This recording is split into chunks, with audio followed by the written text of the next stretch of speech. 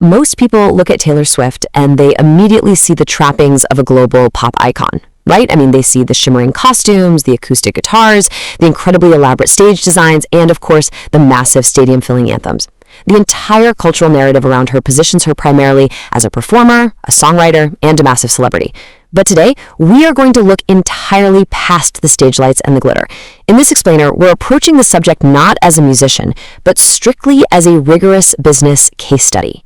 We are going to analyze an apex corporate strategist who just happens to operate her multi-billion-dollar enterprise while masquerading as a pop star. Because guys, behind the record-breaking success, the sheer cultural dominance, and the chart-topping hits is a woman who has systematically outmaneuvered literally every traditional record label, every veteran tech executive, and every global streaming service that ever made the absolute mistake of underestimating her business acumen. So we're going to strip away the music entirely. We're going to break down the architectural blueprint of her corporate empire, and we'll examine the specific calculated strategies that propelled her to the absolute summit of the modern entertainment industry. Okay, let's dive into this by examining the fundamental philosophy driving her entire career. Because this quote right here, it completely shatters the illusion of her being just a standard artist looking for a typical record deal. I don't want to be in a partnership. I want to own all of it. To really grasp why this is so disruptive, you have to understand the traditional music industry model. For decades, the industry has basically run on something called the 360 deal. It works like this. Record labels sign young, eager artists and essentially act as predatory venture capitalists. The label takes a massive percentage, not just of album sales, but of touring revenue, merchandise, publishing, and pretty much every peripheral income stream that the artist ever generates. The entire system from the ground up is built on exploiting the creator and separating them from the intellectual property they produce. So against that historical backdrop, imagine a teenager walking into a room and drawing a definitive line in the sand. She didn't want the standard 30% cut. She didn't want a superficial partnership where older executives controlled her output. She wanted absolute, total equity and complete control over her art and the revenue it generates. This fierce independence, this utter refusal to concede her intellectual property, well, that's the economic engine that drives literally everything we are about to discuss today. Here is our executive summary for today's analysis. We'll be moving through 5 distinct phases: the stockbroker's daughter, rewriting the industry rules, the masterclass in marketing, turning crises into empires, and finally, building a lasting legacy. Part 1. The stockbroker's daughter. To truly understand the billionaire corporate strategist she is today, we have to establish her foundational mindset. Because, listen, her unparalleled business acumen didn't just spontaneously generate out of thin air when she achieved fame. No, it was fundamentally hardwired into her cognitive framework from a very, very young age. Think about it. While most 8-year-olds dream of being astronauts, princesses, or firefighters, choosing professions based entirely on childhood fantasy, Taylor Swift was confidently telling adults that she was going to be a financial advisor and a stockbroker. I mean, what 8-year-old says that? But this wasn't just a random childhood phase. It was a direct reflection of her daily environment. Her father was a highly successful stockbroker, and she was raised in a household where he, as she described it, lived and breathed the financial markets. So the dinner table conversations in her formative years, they weren't about standard childhood topics. They were about stock yields, compound interest, and the stability of utility investments. She absorbed this intense, analytical financial environment long before she ever picked up a guitar. She was essentially raised on the core principles of the stock market, learning to view the entire world through a lens of asset management, risk assessment, and long-term financial planning. So by the time she was 14 years old and actively pursuing a career in Nashville, she was already operating with the strategic foresight of a seasoned corporate executive. While typical teenagers are living day-to-day, totally focused on weekend plans and high school social dynamics, she was meticulously mapping out a multi-decade career trajectory. Picture her walking into publishing rooms dominated by middle-aged men, rooms heavily weighted with intense stereotypes against a teenage girl. The prevailing assumption in those rooms was always that they would have to pair her with veteran writers just to generate anything of commercial value. But she recognized this bias instantly, and she dismantled it simply by out-preparing literally everyone else in the room. But here's what is most telling from a business perspective: her approach to risk mitigation. She categorically refused to rely solely on her vocal or performative talent. She actually developed a cold, calculating fallback plan. If becoming a front-facing pop star failed, she decided she would transition entirely into songwriting for other artists. She understood, even at 14, that songwriting wasn't just a creative outlet, it was a highly lucrative intellectual property engine. Generating mechanical royalties and publishing rights meant that even her backup plan was a highly strategic, incredibly profitable corporate endeavor. Part 2, Rewriting the Industry Rules. Now, what's really interesting about this slide is the stark, undeniable contrast between these two revenue models. Let's set the scene. The year was 2014, and the global music industry was in a state of absolute sheer panic. Digital piracy and the aggressive emergence of streaming platforms were rapidly cannibalizing paid physical and digital album sales. The vast majority of artists and record labels were terrified. They were effectively capitulating to the tech platforms and just accepting fractions of pennies on the dollar as the new, unavoidable reality of doing business. But Swift, she took a strictly analytical approach. She sat down and reviewed the preliminary data for her massive pop transition album, 1989. The analytics showed a return of a mere $17,500 generated through Spotify's streaming model. That stood in staggering contrast to the $10 million generated from traditional unit sales on iTunes. Now, to a mind raised on financial yields and asset valuation, this disparity was fundamentally unacceptable. It just didn't make business sense. So what did she do? She executed one of the most unprecedented power plays in modern entertainment history. She abruptly and entirely unilaterally pulled her entire, highly lucrative catalog from Spotify. She absolutely refused to comply with a technological shift that systematically devalued her core product. And let me tell you, this aggressive withdrawal triggered a seismic shift across both the technology sector and the music industry. The power dynamic inverted almost overnight. Spotify, which was a multi-billion-dollar tech juggernaut preparing for an eventual IPO, suddenly realized they desperately needed her market share far more than she needed their platform. Her sheer market dominance forced Daniel Ek, the billionaire CEO of Spotify, into a position of total concession. Think about this. He personally boarded a flight, traveled across the world to Nashville, just to sit down with a 24-year-old artist and her team. He was forced to directly justify his entire company's economic model and effectively negotiate for the return of her intellectual property. And the best part? She didn't budge, not even a little. She maintained her holdout for years, later traveling to Stockholm to meet with their executive team entirely on her own terms. When her catalog finally did return to the platform, it was only after the industry's economic models had adjusted to properly value her IP. She demonstrated, beyond a shadow of a doubt, that a single, disciplined creator with enough market leverage could force the largest tech companies in the world right to the negotiating table. So the crucial point is, to comprehend her next major business maneuver, it is absolutely essential to understand the exact nature of master recordings. Because in the music business, the master recording is everything. It is the original, definitive sound recording of a song. Owning your masters means owning the underlying asset in its absolute entirety. It grants you total control over every synchronization license for film, television, and commercial use. It means retaining the ultimate authority to make every single creative decision, and crucially, capturing every single dollar of revenue generated by the reproduction of that specific recording. It is the ultimate corporate asset for a musician. It's the real estate upon which the whole empire is built. When Swift signed her initial contract at 15, standard industry practice dictated that the label retained ownership of these masters. But the devastating blow came in 2019, when her former record label was acquired by a private equity group led by Scooter Braun, an executive she had publicly cited for targeted bullying. Her first 6 albums, the foundational assets she had spent her entire life building, were sold out from under her. Just like that, she lost complete control of her life's work in a ruthless, cold-blooded private equity acquisition. But her response to this acquisition, it showcases a level of strategic audacity that you rarely see in any industry, let alone music. Initially, she attempted a standard corporate buyback of her catalog. However, in a brilliant display of calculated vulnerability, she didn't send in an army of aggressive corporate litigators.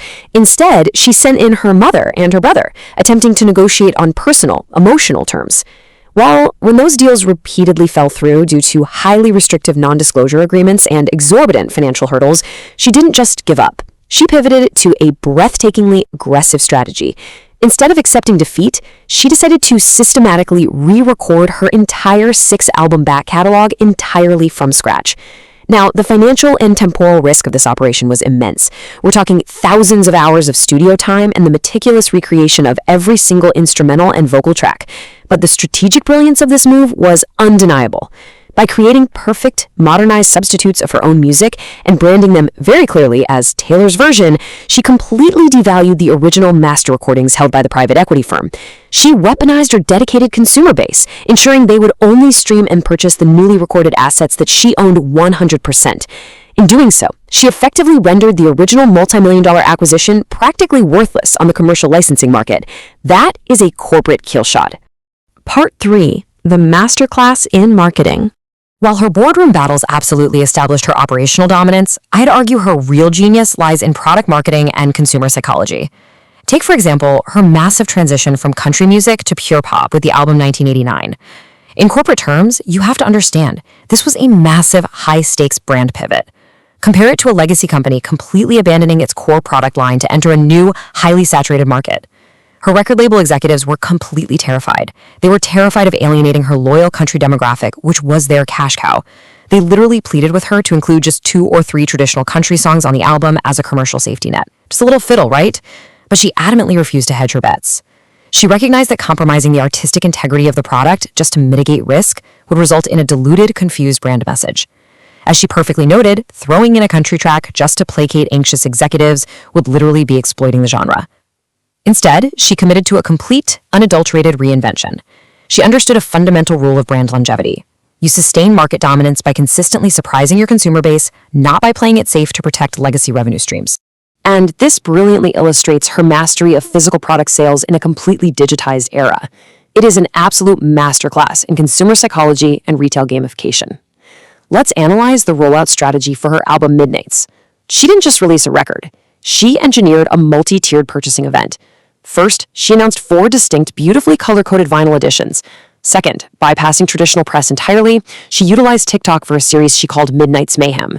She dropped cryptic clues and track titles at exact midnight intervals, expertly manipulating the algorithm and generating massive FOMO, fear of missing out, among her key demographic. Then, third, she revealed the aesthetic utility that drove the entire campaign.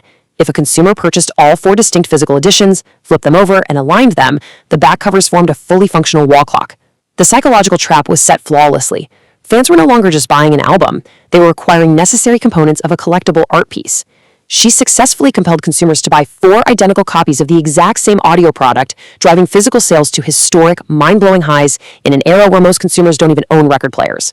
Furthermore, she operates with the deep understanding that a single intellectual property asset must be leveraged across multiple revenue streams. Her monetization ecosystem is vast, and it is highly, highly calculated. When she launched the Wonderstruck perfume, for instance, she didn't utilize some generic focus group brand name. No, she named it directly after a specific, highly beloved lyric from her track Enchanted. What did that do? It immediately converted listeners into fragrance consumers. Later, she demonstrated incredible technological foresight by partnering with American Express to launch the Blank Space app. Years before virtual and augmented reality became the consumer standards we know today, she delivered a 360-degree interactive video experience. She forced users to actively engage with her visual IP rather than just passively consume it on YouTube. But perhaps her most potent strategy for building long-term brand equity was the secret sessions. She completely bypassed traditional PR and invited hundreds of meticulously vetted fans into her actual personal living rooms to preview her albums before the global release. The return on investment for this strategy, it is literally incalculable. It costs relatively little, but it creates a standing army of lifelong brand evangelists who feel they hold personal equity in her success. She effectively weaponized word-of-mouth marketing at a global scale. Part 4. Turning crises into empires. In the corporate world, crisis management is often the true ultimate test of a brand's durability. The standard public relations playbook dictates that during a crisis, a public figure should issue a carefully crafted, somewhat bland note-sap apology and just attempt to weather the storm. Swift's handling of the 2016 Kim Kardashian and Kanye West phone call leak represents a total, absolute subversion of that playbook. Following a heavily edited leak that painted Swift as deceptive, the internet universally branded her a snake. It was brutal. But instead of panicking or pleading her case to a highly hostile public, she executed a strategy of absolute silence. She went entirely dark for over a year. She allowed the public tension and the media speculation to reach an absolute boiling point. Then, in 2017, she didn't issue an apology, she issued a product. She completely co-opted the snake imagery. She integrated massive animatronic snakes into her stadium tour, her merchandise, and her entire visual branding. She stripped that derogatory symbol of its power, claimed it as her own trademark, and literally monetized the very scandal that was supposed to end her career. When the unedited phone call finally leaked in 2020, entirely vindicating her original claims, it simply served as the final validation of a crisis management strategy that had already generated hundreds of millions of dollars. Another massive pillar of her business acumen is her unmatched ability to crowdsource product development directly from her market. Look, major corporations spend tens of millions of dollars on consumer focus groups just to determine what the market wants. Swift, she simply listens. Years ago, during a routine interview, she casually mentioned that her critically acclaimed song All Too Well originally existed as an uncut 10-minute draft. For years, that passing comment became the absolute holy grail for her consumer base. In every subsequent interview, the demand was persistent. Where is the 10-minute version? Now, from a purely commercial standpoint, a 10-minute track is disastrous. It completely defies the algorithms of modern streaming platforms and terrestrial radio, which heavily prioritize 3-minute, highly repeatable content. Yet, she recognized the overwhelming consumer demand. When she re-recorded the album, she didn't just quietly release the audio. She elevated herself to creative director, writing and directing a high-budget, record-breaking short film for the track. She took a product format that was fundamentally anti-commercial and turned it into an award-winning cultural event, simply because she trusted her consumer data over industry algorithms. Part 5. Building a lasting legacy. Let's move to Ross and see how this builds into her current status as a genuine macroeconomic force. $2 billion. Let that number sink in for a second. That is the staggering, unprecedented projected gross revenue of the Eras Tour, firmly establishing it as the most lucrative live music event in human history. But here's the thing, this wasn't just a result of popularity. It was the direct result of strategic patience and flawless market timing. During the global pandemic of 2020, while the entire live entertainment industry was completely shut down, she continued to aggressively produce and release multiple studio albums. When restrictions began to lift, she didn't just rush a compromised tour to the market to generate quick cash flow like everyone else did. No, she waited. She allowed the consumer demand for 5 completely untoured albums to build up like water behind a massive dam. When she finally unleashed the Eras Tour, it created an economic phenomenon so powerful that it actually birthed the term Swiftonomics. Her tour stops demonstrably caused localized inflation, fundamentally restructuring the short-term economies of host cities by driving unprecedented spikes in hospitality, transit, and retail revenues. She literally ceased being a touring artist and became a traveling economic stimulus package. However, a truly visionary CEO understands that to maintain an enterprise of this magnitude, aggressive reinvestment in human capital is absolutely required. The logistics of a billion-dollar global stadium tour are notoriously grueling, heavily marked by high turnover and crew burnout. To combat this, Swift implemented a masterful internal retention strategy. She initiated what became known as Bonus Day, distributing massive financial payouts to her crew that were directly tied to the tour's unprecedented gross. She effectively gave her logistics team equity in the success of the product. But she paired this financial incentive with profound psychological validation. She wrote highly personalized, handwritten notes to individual crew members, right down to the truck drivers, acknowledging their specific sacrifices and the time they spent away from their families. Furthermore, she leveled the corporate hierarchy by inviting the entire logistical crew to walk the red carpet at her film premiere as absolute equals. By ensuring that the foundational workforce of her empire feels deeply valued, financially secure, and socially respected, she essentially eliminates turnover and guarantees a fiercely loyal operational infrastructure. This is exactly how you build a logistical system that operates flawlessly at a global scale. Now, her capacity for operational efficiency and double monetization is perhaps the most impressive aspect of her modern portfolio. As we just established, she perfectly timed the market to turn 5 untoured albums into a $2 billion live event. But she didn't stop there. She took that exact same live product, captured it with high-end cinematic production, completely bypassed the traditional Hollywood studio distribution model by cutting a direct deal with AMC theaters, and monetized the exact same product a second time. It immediately broke global box office records for a concert film. She knew with absolute certainty that the product was optimized for the secondary market. How? Because she was monitoring the ultimate key performance indicator, medical reports. Yes, you heard that right. She was actively reading accounts from medical professionals who were diagnosing her concert attendees with joy blackouts, a psychological phenomenon where fans were so neurologically overwhelmed by the sensory experience of the show that they literally could not form memories of it.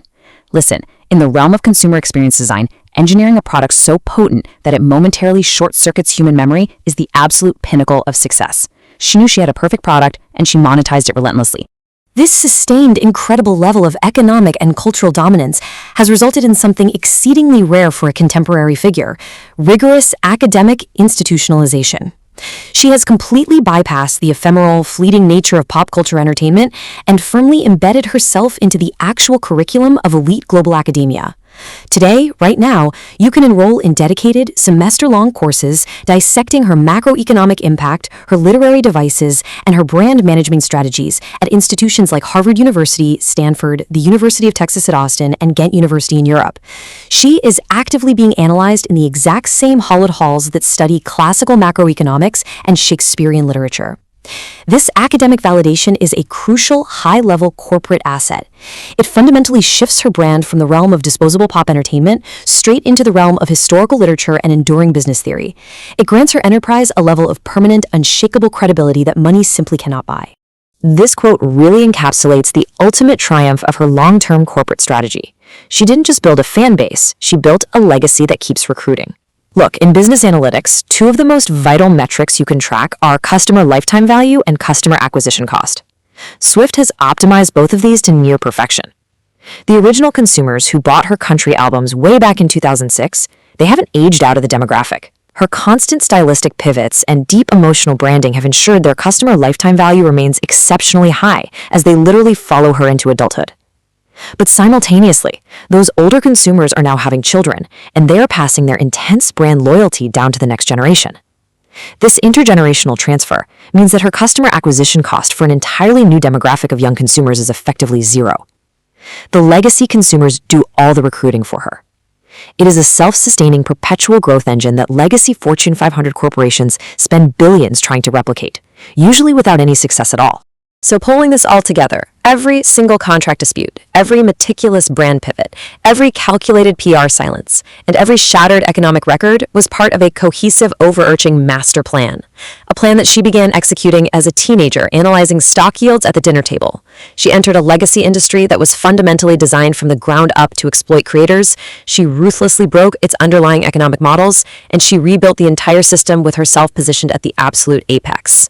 She has moved so far beyond being just a musician, she has definitively proven herself to be one of the most formidable, calculating, and visionary corporate minds operating in the global market today. Her mastery of intellectual property law, consumer psychology, and crisis weaponization is quite simply unmatched.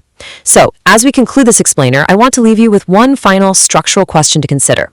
The legacy music industry underestimated her business acumen once, and they paid a multi-billion-dollar price for that massive miscalculation. Looking at her relentless track record of expansion and market dominance, what industry will she systematically conquer next? Thank you so much for joining me for this explainer. Keep analyzing the data, and I'll see you next time.